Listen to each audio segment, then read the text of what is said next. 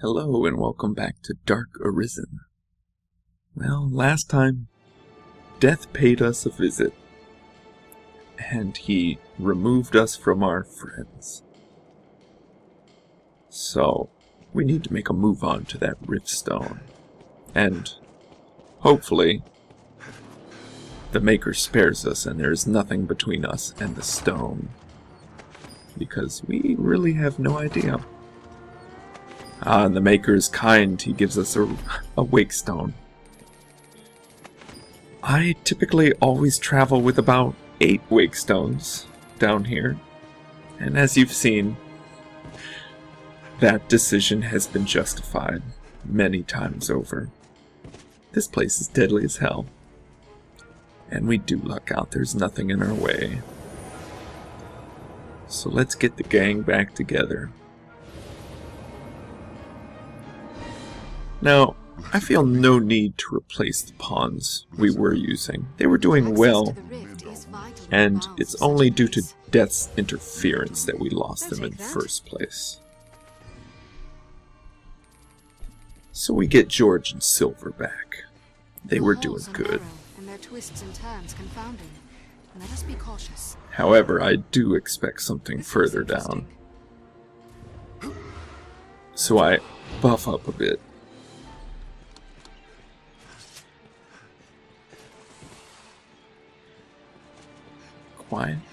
Quiet.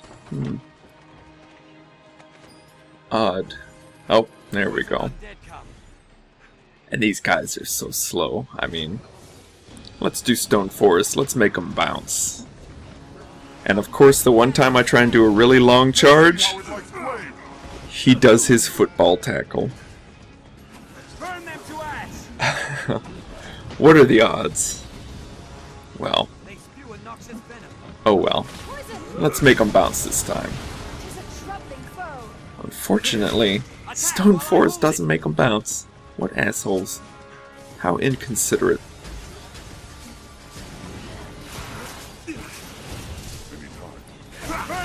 As you see, we've been given the ice enchantment. And that helps quite a bit. It's nice to see them get frozen. It gives you a chance where they're not doing anything, because, I mean, one puddle of puke can wipe a guy out. They can tackle, and get a lucky tackle, knock you off the edge, maybe. You know, anything they do is not good for you.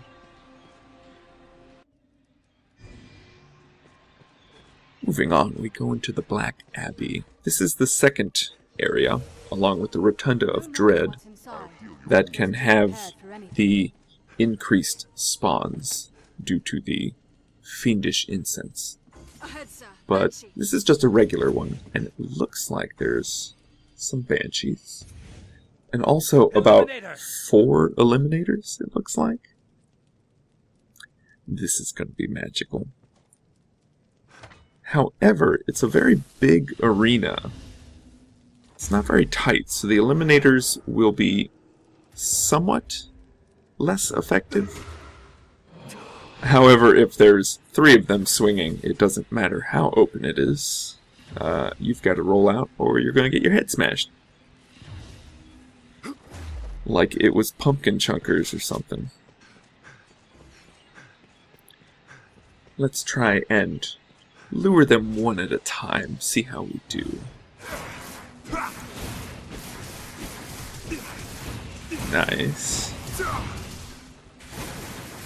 Unfortunately, when you use Full Moon Slash to do that move, the attacks kind of become aimless. I guess there's just such a volume of them that it kind of just negates that by making them all just go out in a direction and stop tracking. I'm not sure. Man, this guy is doing quite a number. That combo, as you see, is kind of deceptive until you get used to it. Because initially, it looks like he's gonna stop at like 2 separate places in that combo, but he just keeps on swinging, and even does a full 180. Yeah, they're quite tricky the first time you fight them.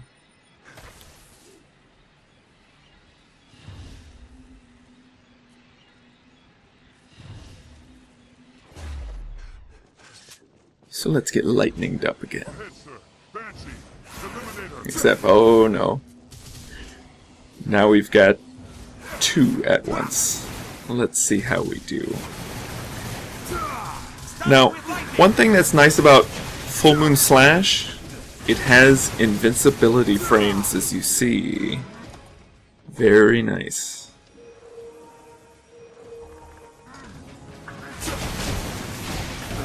However, you are not invincible from the boot.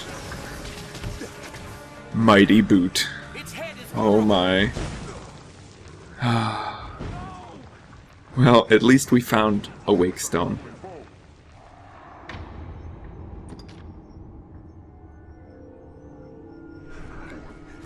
Hey, let's take him out. By retreating first, of course. Uh-oh. Whew. Just in time. Where in the hell did he go? I believe my enchantment actually did damage to him. That, or George did a charge shot. I honestly have no idea. And we get very lucky. And he drops his mask. And we managed to take out the other one. No sweat. But we got the gold mask.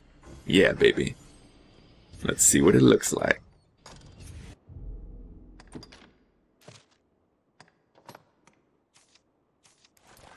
Oh yeah, and it matches. Oh, this is beautiful. As I said in an early video, the proportions are all a bit off with the face, so it's kind of like that the dragon head in Dark Souls kind of situation. A really long neck and a really tiny ass face. Fire works well. At least there's no chugging animation to accentuate our difficulties with beverages.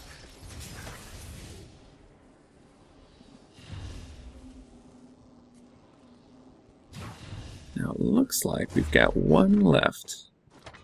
He's all alone. So let's give him maximum power. Ahead, sir. Banshee.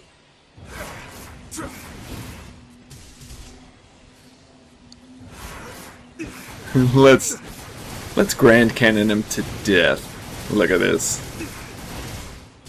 Oh, they're not even aiming on him. Yeah. Oh, that's what it is. Look at that. He's just melting. Oh, wonderful. Unfortunately, the Banshee was absorbing some. So she took a bit of the... He'd have died even quicker if she wasn't tanking some hits for him. Oh, and then the Banshee doesn't even drop Banshee items. Just a regular old tuft of hair. Ugh. Insulting.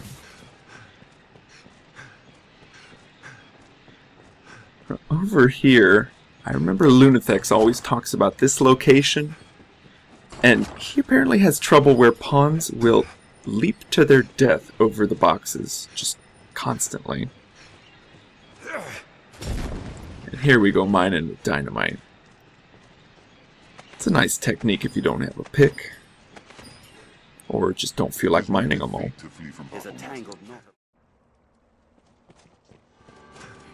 Moving back, we're going to go further down the tower. Seems we can jump down and continue. And we take the little shortcut again, but that's not quite necessary. Oh boy, giant undead. It's not quite necessary because the door that was barred remains unlocked through the second run through. But, you know, we get a box. And there's where one of the giant undead landed. That big puddle of gore. I believe George knocked him off the bridge with a charge shot. Nicely done, George. George is a real pro, I think, for Bitter Black. He does a good job with giant poisoned undead. And he also accurately describes the Banshee's weakness of ice. And he even chucks throw blasts. Awesome. As you can see, our holy Grand Cannon made short work of most of his undead backup. Oh god, look at him. Boomers. Fucking boomers.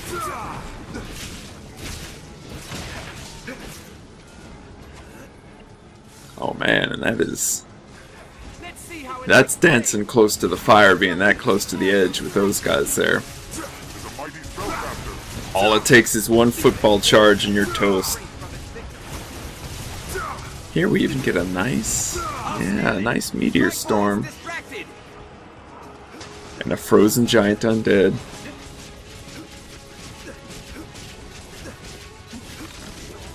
Ooh, and it keeps doing it.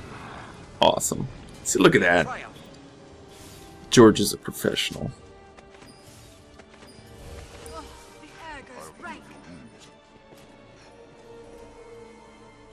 There we go. I think we're good to move on. This team is very, very competent. And, oh my. We got Banshees. We got Mages. We got more Mages. Ooh. Let's make them fly. Yeah. Oh, he didn't even need to fall very far. He just hit that ledge and still blew up. Freeze them where they stand. I'll never get tired of throwing things off of ledges. Or into the ocean. It's just fantastic.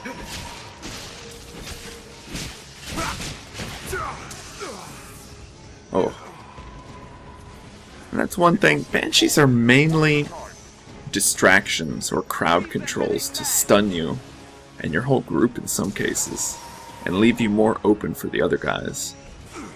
And they're really tanky, so it's, yeah, hard to take them down without a really ripped dude or a really concerted effort. And there I try and make the jump, but not quite. Let's see what the bottom has in store for us. And yes, we've got some skeleton brutes down here. And their combos just don't stop. They're actually really brutal if you try and just duke it out with them.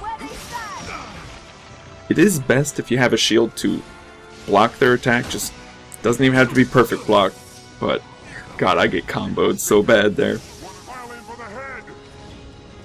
Moving on, let's get her! Yeah. Oh, it's so cool when they freeze in midair. Oh god, still 3 brutes going strong. Yeah, it's best to block their attack, momentarily stun them, and then counterattack. But unfortunately, I get double comboed to death. So I decide to beat a hasty retreat, especially with that dragon. One shout from a cursed dragon can possess all 3 of your pawns at the same time. And let's just say I don't want to go up against George. That would be unpleasant. And here it looks like we've run into a nerd party. It's a wizard convention. This looks interesting. Good thing we're a... Oh, Jesus. And their twists and turns Oh. confound me. Can't a pawn just find one of them? I know I tricked Mr. Satan into opening it like a couple times, but... I'll strike its tentacles. It seems like... I think the pawns actually notice... And they know and remember which chest has a man-eater. Because they don't want to open them. And, God, they're assholes for doing that, by the way. Oh god, I'm gonna get feasted on by rats.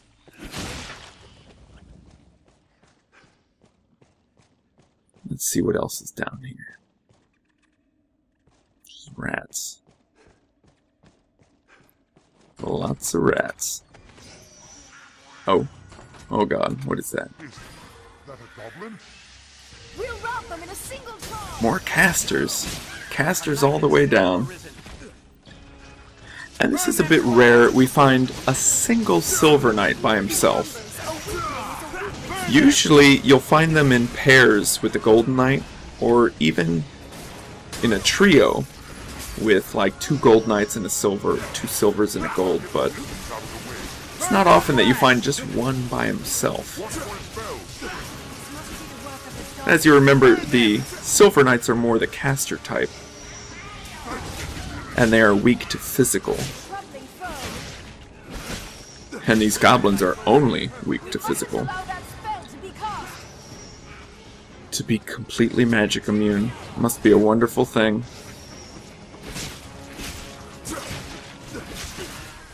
At least, grapnel can still hold them into place. God damn, George, that was awesome. Oh no.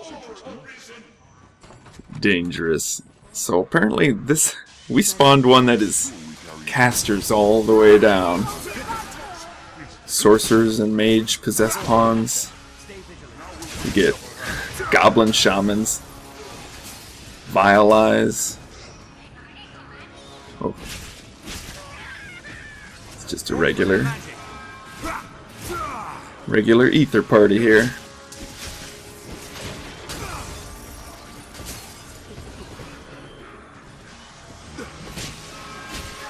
I'm not quite sure what debilitation that was, but apparently I'm immune to it. And I'm glad. But damn, we are getting comboed. We need to break free from the group. Oh damn. Look at George, one step ahead. We'll rout them in a single charge. God, they keep trying to shove these big ass icicles up my butt. As you can see, I'm checking for boxes, seeing where they are. I have no idea. I mean, where the hell is this guy? Anytime. Shit. Ah, and he's upstairs. You see, I thought they needed line of sight, but apparently not. Look at him. Come on, buddy, your move. Make a move. Fucking do it! Strength in numbers arisen. Well, that was odd behavior. Moving on. We're approaching. Yes, hear that? That's the Dragon Pope. His real name, of course, is the Dark Bishop, so... Let's get our Korean out of the way. And that is... joogyo. Bishop. Or priest or something. I think it applies to many different levels of someone of the faith. But we'll use bishop for this one. Oh god.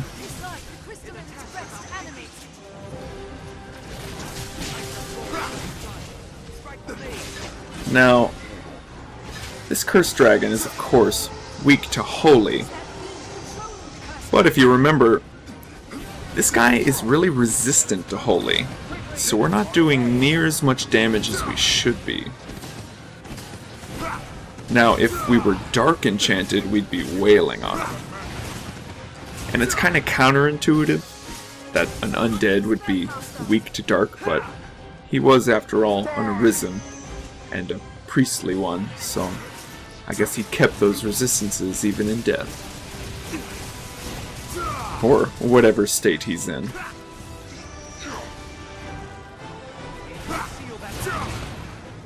Oh, come on, somebody knock him down.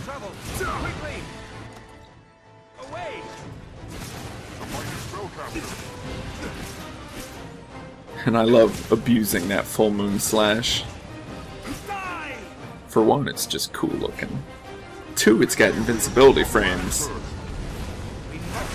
And three, it's got a really good combo amount. Do a lot of hits. And why did we use Earthquake on the floating guy? I don't know. I think something got knocked loose in Silver's brain.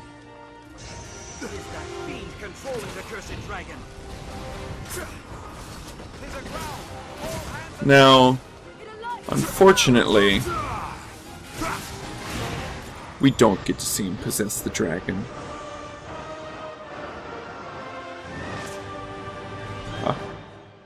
I love watching liches pop too. And that's just pretty cool. And we get lucky, and we get our mask and our pants dragon forged. Nicely done. Oh, and Barak is apparently chilling out with a bunch of spiders. What's that? Interesting. Forgive my nattering on. It's not that I'm bored exactly. Just newcomers as game as you are a rare treat. If you've the need and the coin, no die. What's this? Clawing your way through the dark for days on end takes its toll. Often as not, it's not the beasts that get you, but the crushing despair. A man can be plagued by the voice of doubt anywhere, but down here, the whispers are real. You've heard them sure by now. Voices waxing fatalistic about the uselessness of it all.